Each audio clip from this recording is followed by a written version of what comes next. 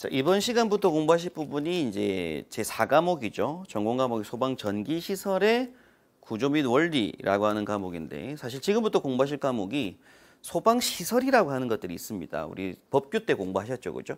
소방 시설의 종류가 제가 미리 좀 판서가 되어 있긴 한데, 소방 시설의 종류가 일단 첫 번째로 무슨 설비가 있고요? 소화 설비, 두 번째로 경보 설비, 그리고 세 번째로 피난 구조 설비라고 하는 게 있고, 네 번째로 소화 용수 설비, 마지막 다섯 번째로 소화 활동 설비라고 하는 게 있습니다. 일단 먼저 이 설비들 종류를 크게 이렇게 5가지 설비들이 있다라는 걸 먼저 정리를 하셔야 되고요. 기타 나머지 6번에서 기타 설비라고 하는 게 사실 있어요. 기타 설비 종류에 들어가는 것들이 뭐 비상전원 수전 설비라고 하는 게 있고요. 6번에 기타 설비라고 하는 게 비상전원 수전 설비가 있고, 그 다음이어서 이제 나올 수 있는 도로 터널 화재 안정의 도로 터널의 소방 시설, 그 다음 고층 건축물, 뭐 임시 소방 시설 뭐 이런 게 나오는데, 여러분 소방 전기 구조 원리에서는 뭐 이 부분은 시험 나올 게 아니고요. 그리고 6번 때 비상전원 수전 설비도 사실은 여러분 시험 범위에는 들어가 있지 않습니다. 근데 뭐 출제 자체를 간혹 출제를 하는 경향이 좀 있다 보니까 요 내용까지 보시게 돼 있지만, 실질적으로는 여러분 시험 범위에서는 그 5번의 소화 활동 설비까지가 시험 범위 기준표로 이제 공지가 돼 있고 출제를 그렇게 하겠다라고 나와 있는 상태입니다.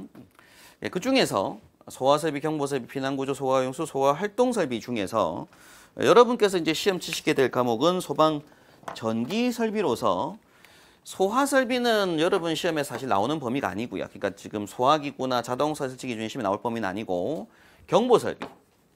그래서 공부하실 부분이 이 경보 설비에 대한 부분을 공부하셔야 될 거고요. 경보 설비 종류가 첫 번째 비상 경보 설비 및 단독 경보용 감지기라고 하는 게 있습니다. 그다음 비상 방송 설비, 그리고 자동화재 탐지 설비 및 시각 경보기, 그리고 자동화재 속보 설비, 그리고 누전 경보기, 가스 누설 경보기까지를 경보 설비라고 하고요. 그래서 이때 비상 경보 설비 및 단독 경보용 감지기의 설치 기준 문서가 NFSC 201번이라는 문서가 있어요. 법정 문서가. 그 법문서를 저희 교재에서는 뭐 그림과 표를 넣고 내용도 좀 보기 이해하기 편하게 작업해 놓은 것들이 보통 시중에 있는 교재 문서들, 교재들입니다. 실제로는 다 법에 있는 내용들이고, 그게 이제 수문항에 출제가 되고 2차 실기 시험에서도 쓰는 서술형 문제로 출제가 되는 거죠. 그럼 NF 202번이 이제 비상 방송 설비, 203번 자탄 설비, 이렇게 이제 시험 범위가 나오게 됩니다. 소화 설비들 종류에서는 전체적인 내용들이 여러분 시험에 나올 건 아니고요. 다만 이 설비들 중에서 여러분 시험에 나올 수 있는 부분이 뭐냐면, 전원이라든지 뭐 또는 제어반이라든지 또는 이제 배선에 관련된 문제들이 간혹 출제가 되긴 해요. 근데 사실 거의 출제가 빈도수가 낮습니다. 그래서 이 부분들은 그냥 저희 예상 문제 풀이라든지 충분히 기출 문제 나왔던 문제 풀이만으로도 충분히 가능하니까, 여러분께서는 이론 공부는 경보 설비 위주로 진행하시면 되고요. 이게 거의 주 문제들입니다. 그다음 피난 구조 설비 중에서는 유도등, 유도표지, 피난 유도선, 그리고 비상조명등 및 휴대용 비상조명등까지 제가 파란색 체크하는 요 설비가 여러분 시험 범위에 해당하는 부분인데, 또 사실 최근에 그 전기 쪽 구조 원리 문제를 보면 피난 기구 관련된 문제가 사실은 기준표에 없는데 또 한 문제 정도씩은 출제가 좀 됐었어요. 그래서 제가 이제 여러분 강좌 기준에서 보면 요 피난 기구 관련된 부분도 뭐 추가로 강좌 일단 업로드 시켜놓고 필요한 자료는 업로드 시켜놓고 있을 건데, 시험 범위가 사실 아니지만 출제를 한 부분들입니다. 그게 피난 기구. 그 다음이어서 이제 아까 말씀드렸던 기타 설비 중에서 비상전원 수전 설비라고 하는 부분도 시험 범위는 아닌데 뭐 출제를 한 문제 정도씩 출제를 한 부분이 있어서, 제가 이 피난기구하고 비전수 같은 경우에는 뒤에 추가로 강좌를 좀 업로드 시켜놓고, 이론 강좌를 조금 업로드 시켜놓고 여러분 좀 아실 수 있도록 수업 내용을 한번 짜놓도록 하겠습니다. 그리고 이제 뒤에 예상 문제나 기출 문제 풀이 하다 보면 간혹 요 문제 나와요. 그럼 그때 나왔던 문제들 위주로 공부하시면 될 것 같습니다. 그래서 피난 구조 설비 중에서는 여러분 시험 범위가 유도등, 유도표지, 피난 유도선, 비상조명등 및 휴대용 비상조명이다. 이 개념을 잡고 계시면 되고요. 그리고 소화 용설비는 시험에 안 나옵니다. 그리고 소화 활동 설비 중에서도 재연설비 안 나오고요. 특별 피난 계단 재연설비 시험에 안 나오고, 연결 승수가 안 나오고, 연결 사수 안 나오고, 여러분 시험에 나온 게 비상 콘센트.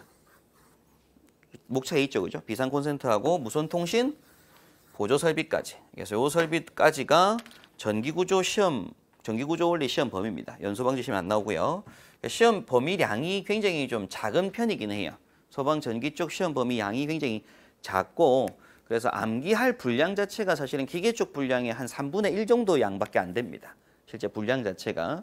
그래서 아무래도 소방 전기가 기계보다는 조금 더 쉽다라고 말씀을 하는 이유가 뭐냐면, 이제 응시자 수가 그만큼 더 많긴 하고 경쟁률은 비슷하긴 하지만 실제로 공부할 양 자체가 좀 작아요. 기계 쪽보다는. 설비들은 시험에 나오는 게 경보 설비 전부 다 205번에다가 가스도 경보기에 제품 검사 기술 기준까지 해서 공부하시게 될 거고, 그다음에 이제 피난 구조 설비 중에서는 유도등, 유도표시, 피난 유도선, 비상조명 등 휴대용 비상조명까지 공부하시고, 피난기구는 뒤에 추가로 그냥 좀 참고로 공부하면 하시게 될 겁니다. 그다음에 소활동 설비 중에서는 이제 비상 콘센트하고 무선 통신 보조 설비, 여기까지가 시험 범위라고 보시면 돼요. 자, 여러분 공부하실 때 항상 기억하실 건 첫 번째로 비상 경보 설비를 공부하겠다, 그리고 단독 경보용 감지기를 공부하겠다라고 하게 되면 첫 번째로 공부할 게 뭐냐면 설치 대상입니다.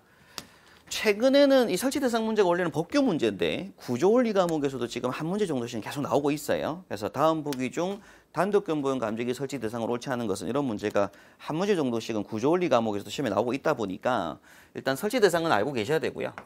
두 번째로 뭐냐면 공부하실 게 종류입니다. 비상경보 설비의 종류.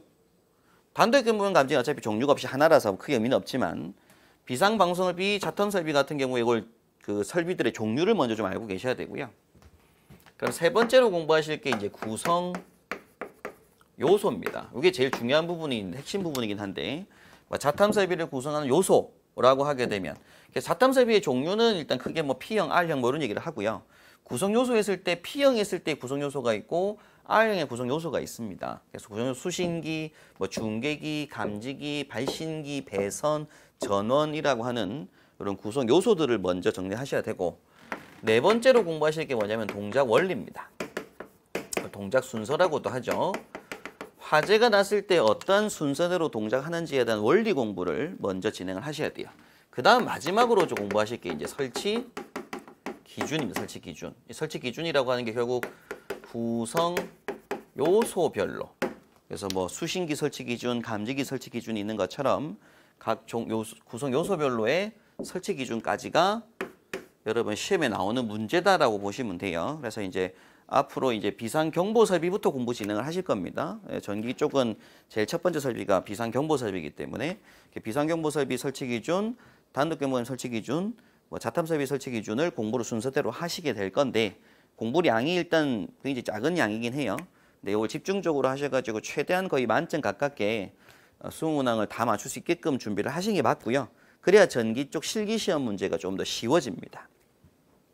그래서 201번부터 공부하시게 되고, 뭐 전체적인 뒤에 수업 내용들은 이제 화재 안전 기준 수업이에요. 실제 NFSC 201번 수업한 내용들이 있습니다. 그 수업 내용들이고 교재에 있는 내용도 그 화재 안전 기준 수업 내용과 동일한 내용이라 말씀드리고요.